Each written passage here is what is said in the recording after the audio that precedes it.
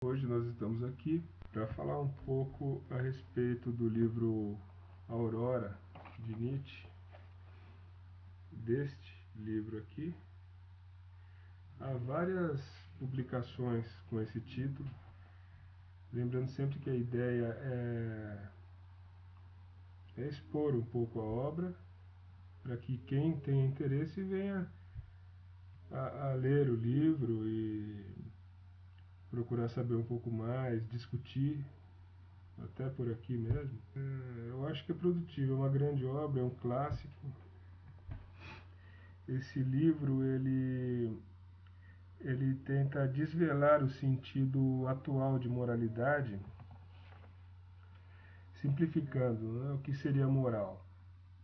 A moral seria uma maneira tradicional de agir e pensar, e ela surge, segundo o autor, da causalidade. Vamos tentar assim colocar numa linguagem um pouco mais simples de se entender o que seria a nossa moral hoje, segundo Nietzsche, nesse livro, né? Em especial nesse livro, mas a moral é algo recorrente nos seus trabalhos.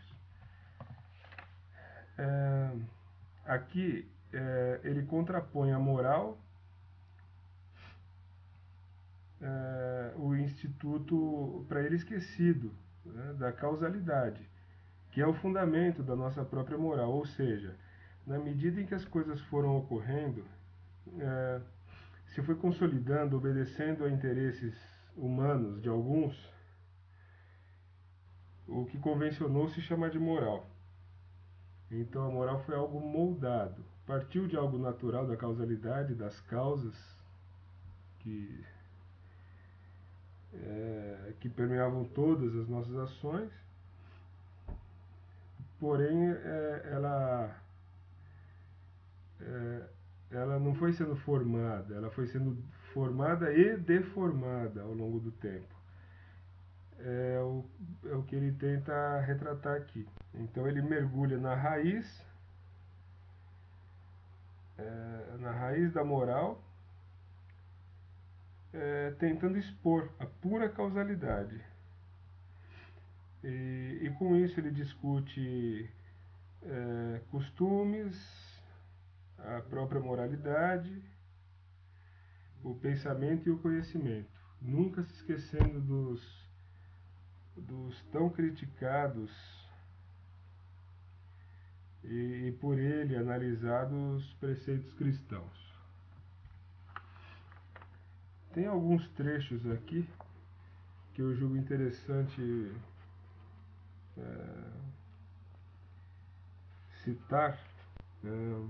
Aqui. Modificação do sentimento do espaço. São as coisas verdadeiras ou as coisas imaginárias que mais contribuíram para a felicidade humana? O que é certo é que a distância existente entre a maior felicidade e a mais profunda infelicidade somente assumiu toda a sua amplitude com o auxílio das coisas imaginadas.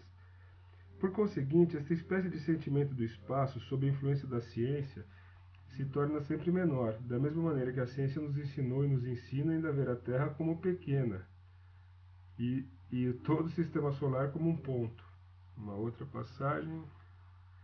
Os costumes são a maneira tradicional de agir e de avaliar. Em toda parte onde os costumes não mandam, não há moralidade.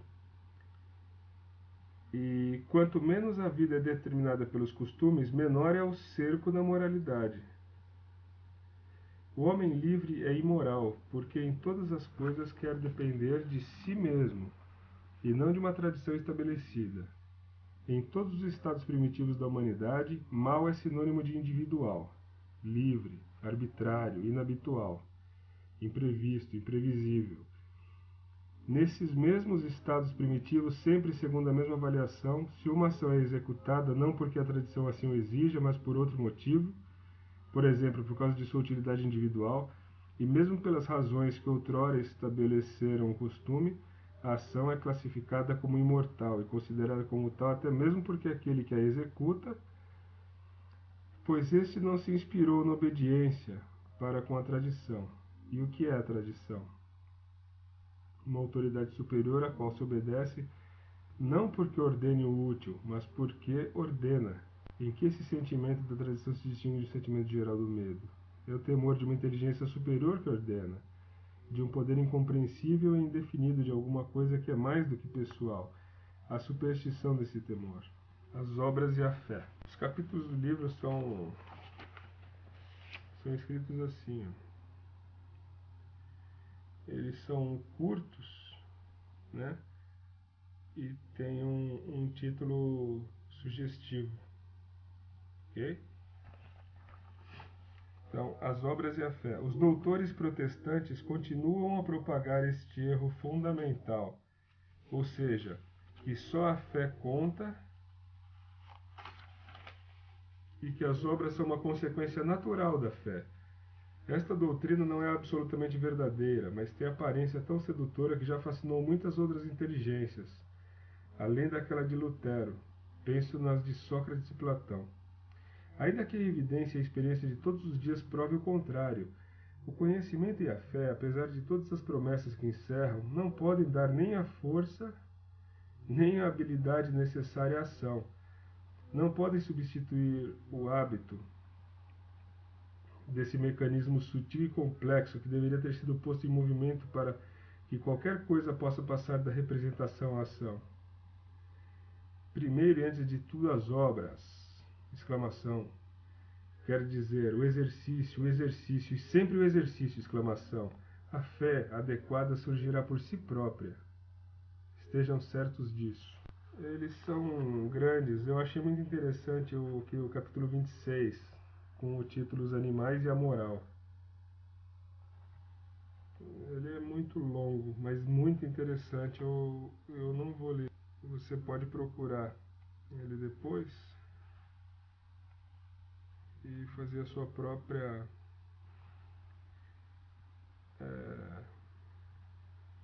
análise,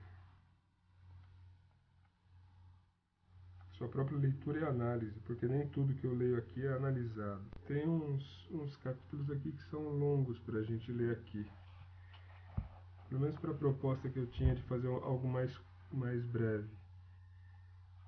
Aqui no capítulo 109 eu extraí um trecho. Portanto, evitar as ocasiões, impor regras ao instinto, provocar a saciedade e o desgosto do instinto, relacioná-lo com uma ideia martirizante, como a de vergonha, das consequências nefastas ou do orgulho ofendido, em seguida o deslocamento das forças e finalmente o enfraquecimento e esgotamento geral, esses são os 6 métodos. Um outro capítulo interessante aqui, aspiração a se distinguir. Capítulo 120, para tranquilizar o cético. Não sei de modo algum o que faço, não sei absolutamente o que devo fazer. Tens razão, mas não tenhas a respeito nenhuma dúvida. És tu que és feito. Em cada momento de tua vida, a humanidade desde sempre confundiu o ativo e o passivo. Esse foi o seu eterno erro de gramática. Eu achei muito interessante o livro. Assim como é difícil também de extrair pequenos trechos dele, porque os capítulos são muito contextualizados. O ideal é pegar a obra e ler. Assim, é o que eu recomendo. Um trecho do capítulo 134, intitulado Em que medida é necessário precaver-se contra a compaixão? A compaixão, por pouco que crie verdadeiramente sofrimento, e isso deve ser aqui nosso único ponto de vista, é uma fraqueza, como todo abandono a uma afetividade nociva. No capítulo 148, Olhar para o longe. Eu anotei um trecho aqui. E como até hoje as ações egoístas foram as mais frequentes e ainda o serão por toda a eternidade, tiraremos da imagem das ações e da vida sua aparência má. Esse é um resultado superior. Quando o homem não mais se considerar mal, deixará de sê-lo. No capítulo 154, Consolações nos perigos. Os gregos, numa vida em que os graves perigos e os cataclismos estavam sempre próximos, procuravam na meditação e no conhecimento uma espécie de segurança emocional e um último refúgio. Nós que vivemos numa quietude incomparavelmente maior, levamos o perigo para a meditação e para o conhecimento. E é na vida que nos repousamos e nos acalmamos ante esse perigo. Tem uma nota de rodapé interessante no capítulo 205. Rubicão, Rubicone em italiano, é o nome de rio da Itália. Na época da República Romana, marcava a fronteira entre a Gália Cisalpina e a Itália. No ano 49 a.C., Júlio César, que era governador da Gália, atravessou ilegalmente para marchar com seu exército sobre Roma, provocando a guerra contra Pompeu, confronto bélico que depois se transformou em guerra civil. César, no fim, levou a melhor e se tornou o primeiro imperador de Roma. Subsiste ainda hoje a expressão atravessar o Rubicão, que significa superar uma dificuldade enorme ou tomar uma decisão audaciosa e irrevogável. Isso foi uma nota do tradutor desse livro aqui. No capítulo 206, a impossível classe. Assim é que um ar mais puro sopraria finalmente sobre a velha Europa, atualmente superpovoada e dobrada sobre si mesma. E que importa se então nos faltará um pouco de braços para o trabalho? Talvez nos lembraríamos então que nos habituamos a numerosas necessidades somente desde que se tornou fácil satisfazê-las. Bastaria esquecer algumas necessidades. Talvez iríamos então introduzir chineses, e esses trariam a maneira de pensar e de viver que convém às formigas trabalhadoras. Sim, no conjunto poderiam até mesmo contribuir para infundir no sangue da Europa turbulenta e que se extenua um pouco de calma e de contemplação asiáticas. E, o que certamente é bem mais necessário, um pouco de persistência asiática. Interessante, porque ele está falando dos chineses aqui, e esse livro ele foi escrito em 1881, e a gente vê hoje os chineses trabalhando como formigas, né? Para a China e para o mundo, e tendo uma relevância enorme no contexto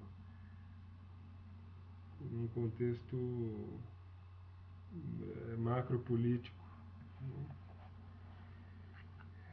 pertinente. No capítulo 212, em que nos conhecemos? Desde que um animal percebe outro, mede-se com ele em pensamento. Os homens das épocas selvagens agiam da mesma maneira, de onde se segue que quase cada homem só aprende a conhecer-se com relação à sua força de defesa e de ataque. Capítulo 214. Para que consideração? Vocês sofrem e exigem que sejamos indulgentes para com vocês, quando seus sofrimentos levam a serem injustos com as coisas e com os homens. Mas que importa a consideração que temos? Vocês deveriam, contudo, ser mais circunspectos em seu próprio interesse. Que bela maneira de se indenizar do sofrimento usando este acréscimo de prejuízo em seu julgamento. É sobre vocês mesmos que recai sua vingança quando difamam alguma coisa. Perturbam assim sua vista e não só a dos outros. Vocês se habituam a ver torto e de viés. 225. Meio de ser rapidamente desprezado. O homem que fala depressa e muito cai extraordinariamente baixo em nossa estima. Dentro de muito pouco tempo, mesmo se fala de modo sensato, e não só na proporção do aborrecimento que nos causa, mas muito mais baixo. De fato, pensamos que já se tornou inoportuno a muita gente, e acrescentamos ao desprezar que nos causa todos os outros desprazeres que supomos que nos tenha causado. 228. Vingança no elogio. Aí está uma página cheia de elogios, e vocês dizem que ela é desinteressante. Mas se descobrem que há vingança dissimulada nesses elogios, vão achar essa página quase muito sutil e vão se divertir muito com sua riqueza de pequenos traços e figuras audaciosas. Não é o próprio homem, mas sua vingança que é sutil, tão rica e tão inventiva. Ele próprio mal se dá conta disso. 238. Aspiração à elegância. Se uma natureza vigorosa não tem inclinação à crueldade, não se ocupa constantemente de si própria, aspira involuntariamente à elegância, a sua marca distintiva. Os caracteres fracos, ao contrário, amam os juízos rudes. Eles se associam aos heróis do desprezo da humanidade, aos caluniadores da existência. Religiosos ou filósofos, ou se entrincheiram, considera. Se uma natureza vigorosa não tem inclinação à crueldade, não se ocupa constantemente de si própria, aspira involuntariamente à elegância, a sua marca distintiva. Os caráteres fracos, ao contrário, amam os juízos rudes. Eles se associam aos heróis do desprezo da humanidade, aos caluniadores da existência, religiosos ou filósofos, ou se entrincheiram atrás dos costumes severos e de uma estrita vocação. É assim que procuram se criar um caráter e uma espécie de vigor. E assim também eles fazem involuntariamente. 242. Independência. A independência, chamada liberdade de pensamento, em sua dose mais fraca, é a forma de renúncia que o espírito dominador acaba por aceitar. Ele que há muito procurava o que dominar e não encontrou nada, senão ele mesmo. 256. Felicidade dos maus. Esses homens silenciosos, sombrios e maus possuem alguma coisa que não podem disputar com eles, um prazer raro e singular, no dolce far niente, uma tranquilidade de crepúsculo e de sol se pondo, como o sol conhece um coração que foi muitas vezes devorado, dilacerado e envenenado pelas paixões. Nota de rodapé, o dolce far niente é uma expressão italiana que significa doce fazer nada. Uma nota do tradutor. 264. Querer enganar-se. Os homens invejosos que têm um faro sutil não procuram conhecer de perto seu rival, a fim de poder se sentir superiores a ele. 273. Os elogios. Percebes que alguém quer te elogiar, mordes os lábios, teu coração se aperta, ai, que esse cálice se afaste de ti. Mas não se afasta, se aproxima. Bebamos, pois, a doce impertinência do bajulador. Vençamos o desgosto e o profundo desprezo que nos inspira o essencial de seus elogios. Enruguemos o rosto numa expressão de alegria reconhecida. Ele queria ser agradável, e agora que está feito, sabemos que se sente muito exaltado. Obteve uma vitória sobre nós, e também sobre ele próprio, o cão, pois não lhe foi fácil extorquir de si esses elogios. 277. Virtudes ardentes e frias. A coragem como decisão fria e inabalável, e a coragem como bravura fogosa e semicega. Para essas duas coragens há uma só palavra. Como são diferentes, no entanto, as virtudes frias das virtudes ardentes. E louco seria quem imaginasse que a qualidade da virtude só é aumentada pelo ardor. Mais louco ainda quem a atribuísse exclusivamente à frieza. Para dizer a verdade, a humanidade julgou muito útil a coragem de sangue frio ou fogosa, e além do mais, muito pouco frequente para fazê-la brilhar entre suas joias sob duas cores diferentes. 279. Em que nos tornamos artistas? Aquele que faz de alguém seu ídolo tenta se justificar diante de si mesmo. Elevando-o no ideal, ele se faz artista na pessoa de seu ídolo para ter boa consciência. Se sofre, não sofre por sua ignorância, mas por causa da mentira que se conta a si mesmo, simulando ignorância. A miséria e a alegria interiores de semelhante homem, e todos aqueles que amam com paixão são feitos assim. Não podem se esgotar com baldes de dimensão normal. 280. Infantil. Aquele que vive como as crianças, aquele, portanto, que não luta para ganhar seu pão e não acredita que suas ações tenham uma significação definitiva, esse permanece infantil. 281. O eu quer possuir tudo. Parece que o homem age em geral apenas para possuir, pelo menos as línguas que não consideram toda a ação passada como confluindo para uma posse, permitem essa suposição. Falei, lutei, Venci, isso quer dizer, agora estou de posse de minha palavra, de minha luta, de minha vitória. Como o homem se mostra ávido, nem o passado quer deixar escapar, deseja tê-lo ainda, até ele. 283. Paz da casa e paz da alma. Nosso estado de espírito habitual depende do estado de espírito em que sabemos manter nossas companhias. 284. Apresentar uma nova notícia como se fosse antiga. Muitos parecem ficar irritados quando se lhes conta uma novidade. São sensíveis à preponderância que a notícia confere àquele que a sabe primeiro. 285. Onde termina o eu? A maioria das pessoas toma sob sua proteção uma coisa que sabem, como se sabê-la fosse suficiente para definir sua propriedade. O desejo de apropriação do sentimento do eu não tem limites. Os grandes homens falam como se tivessem atrás deles todas as idades do tempo e eles fossem a cabeça desse imenso corpo. E as queridas mulheres tomam sobre si o mérito da beleza dos filhos, de seu vestuário, de seu cão, de seu médico, de sua cidade, mas elas não ousam dizer, eu sou tudo isso. 290. Um desperdício. Nas naturezas irritadiças e impulsivas, as primeiras palavras e os primeiros atos não significam geralmente nada quanto a seu verdadeiro caráter. São inspirados pelas circunstâncias e são de alguma forma imitações do espírito de circunstância. Mas uma vez que essas palavras foram ditas e esses atos foram executados, as palavras e os atos que se seguem e verdadeiramente conformes com o caráter são muitas vezes sacrificados para atenuar e fazer esquecer os primeiros. 291. Presunção. A presunção é uma altivez representada e fingida, mas é precisamente próprio da altivez não poder nem sequer representar, simular ou fingir.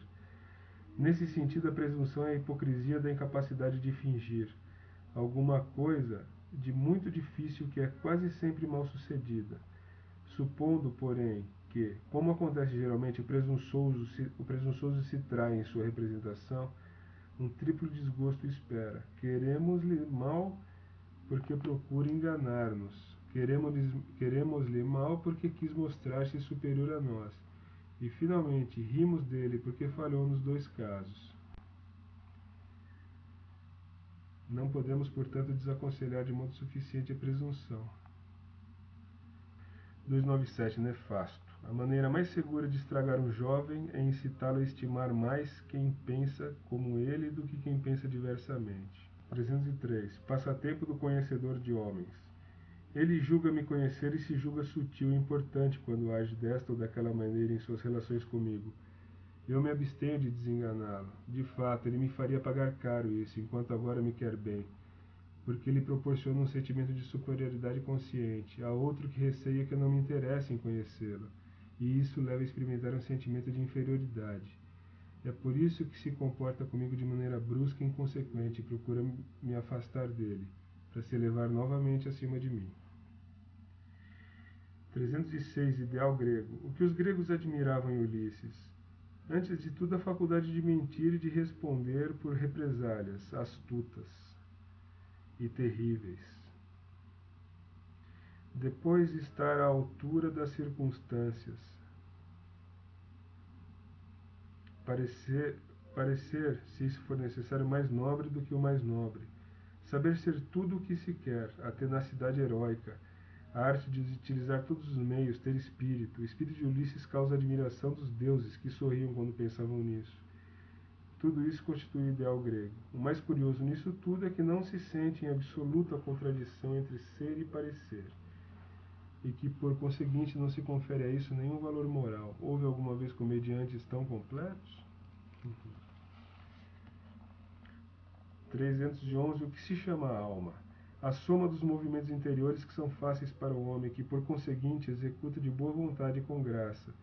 Essa soma se chama alma. O homem passa por estar desprovido de alma quando deixa transparecer que seus movimentos interiores lhe são penosos e duros. 316. Seitas fracas.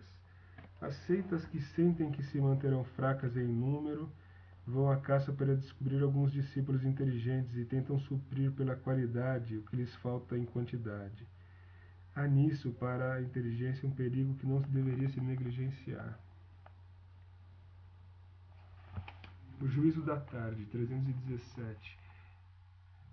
Aquele que reflete sobre sua obra do dia ou da vida, quando chegou ao fim e está cansado, se entrega geralmente a considerações melancólicas, mas não se deve dar importância ao dia nem à vida, mas ao cansaço. Em plena atividade criadora, não tomamos geralmente tempo para julgar a vida e a existência, e menos ainda em pleno prazer. Mas se acaso nos detemos um dia, deixamos de dar razão àquele que esperou o sétimo dia e o repouso para achar muito bom tudo que existe. Ele deixou passar o melhor momento. 319. Hospitalidade. O sentido que se deve conferir aos usos da hospitalidade é de paralisar no estranho a inimizade, desde que nele não se presinta mais, antes de tudo, o inimigo. A hospitalidade regride, ela floresce à medida que florescem as más suposições. 333. Humanidade. Não consideraremos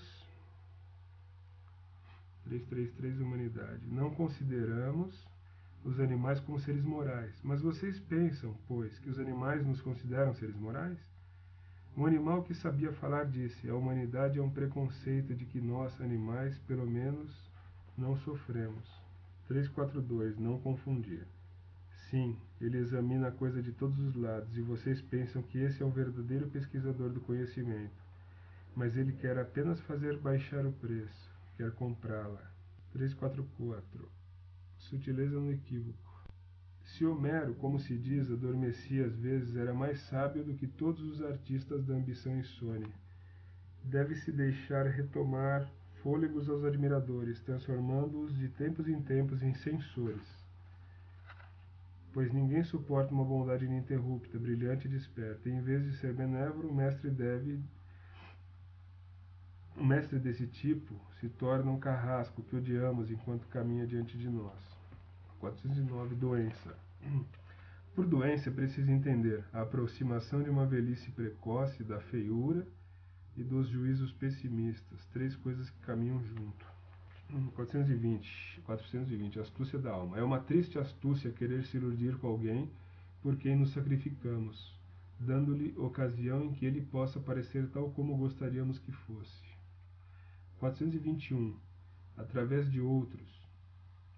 Há homens que não querem de maneira nenhuma ser vistos de outra forma que projetando seus raios através de outros. É marca de grande sabedoria. 443. Para a educação. Pouco a pouco fui vendo mais claramente o defeito mais difundido de nossa maneira de ensinar e de educar. Ninguém aprende, ninguém aspira, ninguém ensina a suportar a solidão. 444. A surpresa que a resistência causa.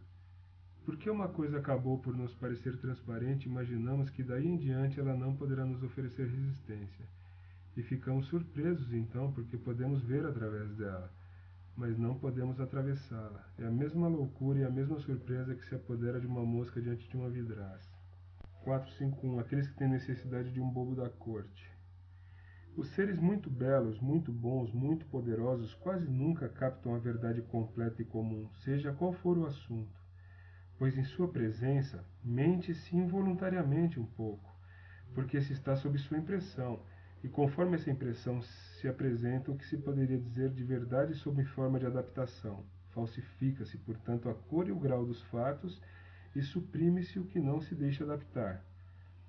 Se pessoas dessa espécie querem, apesar de tudo, ouvir a qualquer preço a verdade, precisam arranjar um bobo da corte, um ser que possua o privilégio da loucura, de não poder se adaptar. 455. A primeira natureza. Da maneira como nos criam hoje, começamos por receber uma segunda natureza, e nós a possuímos quando o mundo nos declara que chegamos à maturidade, emancipados, utilizáveis. Só um reduzido número é suficientemente serpente para se despojar dessa pele no momento em que, sob esse invólucro, sua primeira natureza chegou à maturidade. Mas na maioria das pessoas o germe foi sufocado. 458. A sorte grande. Existe uma coisa de excessivamente raro e que nos deixa arrebatados. Quero me referir ao homem de espírito admiravelmente formado, que possui também o caráter, as inclinações e faz em sua vida as experiências pessoais que correspondem a isso. 465. Encontro. Para onde olhas? Há já muito tempo que te vejo imóvel. É sempre a mesma coisa, sempre nova para mim. O interesse que uma coisa suscita me leva a persegui-la tão longe que acabo por chegar ao fundo e perceber que ela não valia todo o trabalho que me dou.